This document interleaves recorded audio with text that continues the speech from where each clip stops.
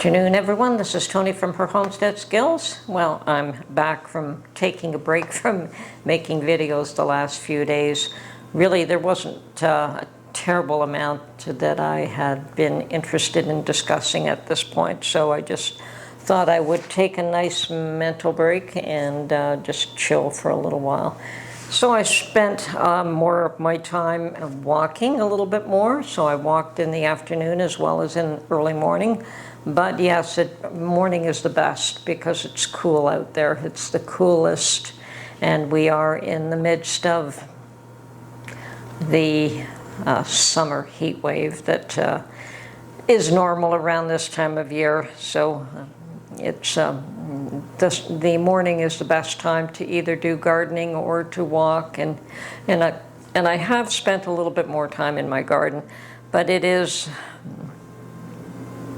not a good year for the garden. I must admit, it's just not a good year at all. Perhaps, I've got a few ideas on how to improve that next year, but I will probably look after the garden this fall. I mean, my garlic was fine, my herbs did very well. Tomatoes are doing fine. I'm getting an adequate amount of tomatoes. My peppers are doing great, but all the other items that I've planted are not doing so hot. Actually, I have some horseradish root, and that's doing beautifully. The leaves are quite large, so I probably should dig some of that up and just replant small bits of root in the fall. But I'm not quite ready to dig that up yet. So next year, I'm going to have to try to devise something to keep the bunnies away from my beans. I have not had a good flush of beans for the last 2 years now. Last year, because I planted them close to garlic, and you cannot plant beans next to onions and garlic. I learned that lesson. And then this year, of course, the bunnies attacked them. And I will get enough to get some seed, maybe 1 or 2 meals for beans, but nothing like I'm accustomed to getting. So it's the garden has been a bit disappointing this year, but that's okay. I can always buy a lot of things. Now, my cucumbers, I didn't really get much in the way of cucumbers either, but I had so many last year that I still have preserved so many of those bread and butter pickles, and I still have probably about 2 dozen pints of those, so there's still plenty of those to last me until the next season rolls around and I'm able to make more. Now, certainly I can always buy a lot of vegetables, and I will do. I also grew, or should I say I canned a lot of tomato last year, so this year, and we haven't been eating much lately. Mark has decided that he wants to do more of a carnivore diet, so we've been doing that the last few weeks. So really haven't been, I don't follow that to a T. I will eat that with him for dinners, but during the day I'll eat whatever I want. And I will eat probably more than he does during the day. But it has worked for him. He's lost his belly, which is what he's wanted. He's lost a bit of weight. I don't know how long he'll continue with that diet. And me, I am definitely trying to lay off sugars and minimize the carbs, but I still will eat things like my yogurt and have things with my yogurt that could be considered a little bit on not necessarily carnivore type meal. So, but yeah, because of that, we also have not been eating pasta very much, or pizza, or things of that nature, not much rice. So I have a lot of bread and a lot of flour and a lot of rice and beans packed away, and even the beans he's avoiding for the time being. So there really isn't much for me to do. I could make more chicken stock, and that Mark will always use, whether he'll drink a pint of it in the morning, if as long as there is some. But I'm not really keen on making so much this time of year, but I think I have to start because he is using up the stash that I had put away. I'm a little surprised, but with the carnivore diet, he's more into making sure that he will eat things that are appropriate for that diet and stay away from those that aren't. So yes, even with the tomatoes, we have not been using up the tomatoes. So this year I think I only have to make up a small batch. So I will be making those up, but I won't be using my own tomatoes. I will buy 50 pounds maybe this year. And with what I have in stock, that should be adequate to last me until next year, which is absolutely fine. And perhaps I'll do as much as 100 pounds, but normally I do 150 to 200 pounds of tomatoes, but I won't be doing that much this year. Peppers as well. My peppers are doing great from the garden, so I will be preserving those in the best way that I found, the absolute very best way that I found to preserve the bell peppers, the green, red, or yellow, whatever. If you can wait for them to mature into a colored version, that's great. But I'll sometimes just pick them green, and I'm happy with that as well.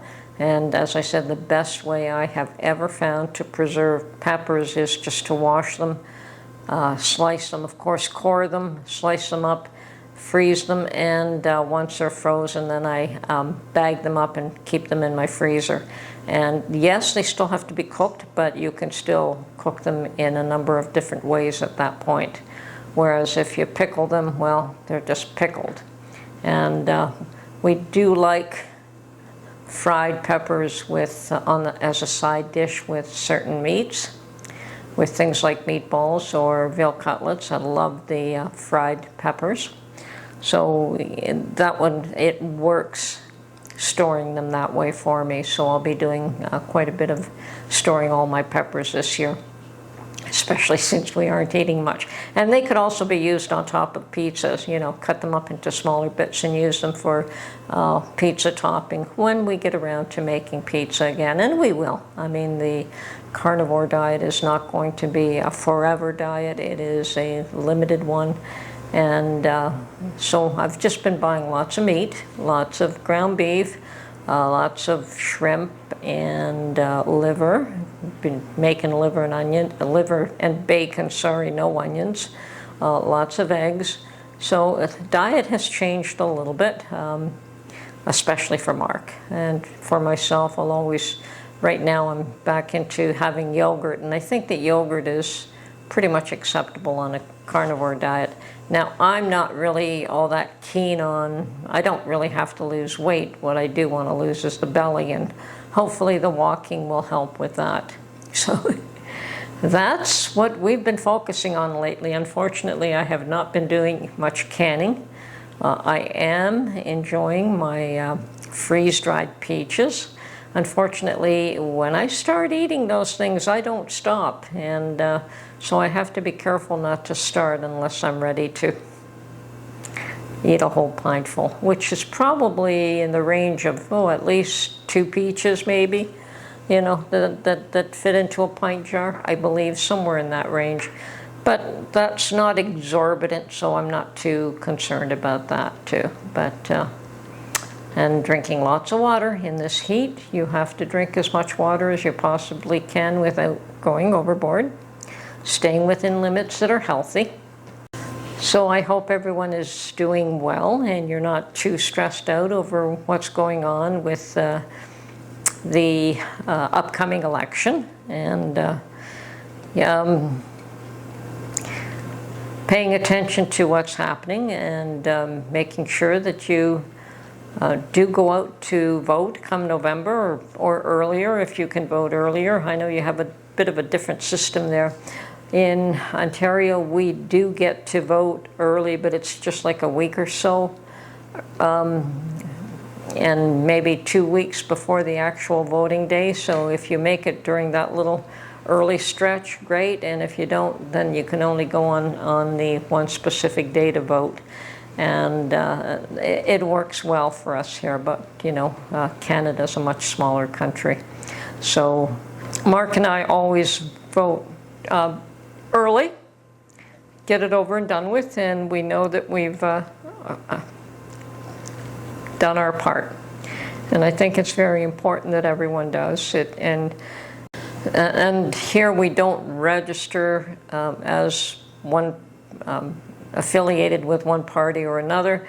We just, I mean, yes, Pete, you might choose to state who you support, or you could keep that to yourself. It's really nobody's business but yours here. I don't know if, you know, and I do believe that in the US, I understand that you do register as affiliated with one party or another, but that you could still vote for the other one. So, whereas here, you're just registered to vote, period, if you fall within the criteria. If you're a Canadian citizen and they have your address on file. Now, even if you don't have your address on file, if you, on the day of vote, you could go in with identification and show who you are and where you live, what your address is, and they can verify who you are. You will be allowed to vote. We do get a card sent to anyone who is registered to vote, eligible to vote, does get a card in the mail saying where they can go to vote, because they usually have designated spots close to your home address, and you can go to that particular spot to vote, and they'll have your name on this list, which they check off when you show them ID. We all show them ID going in to vote, whether it's, and I believe that card that gets sent in the mail plus ID, and they check off our names that we have gone in to vote, and we're given a package, we vote, and it's done. So you're checked off in a number of different ways. They are very careful to make sure that people do vote and they know who votes. Now, you have to look at what they're promoting, what their platform is, and so on and so forth. So yes, do pay attention. I understand that you've got, what, 99 days left to the day you vote, and hopefully you all make a choice that is good for your country, and that you're happy with the choices you make, and there isn't upheaval and anything worse than that. So. And that everything is above board and legit. So I'm going to suggest that everyone, if you have a garden, that you do the best you can to preserve everything from your garden. And if you don't have one, certainly you can still purchase things in the stores and do that. I have quite a healthy stash in my pantry from last year, but I think it still would be wise if I were to bulk it up just a little bit more, see what else I need.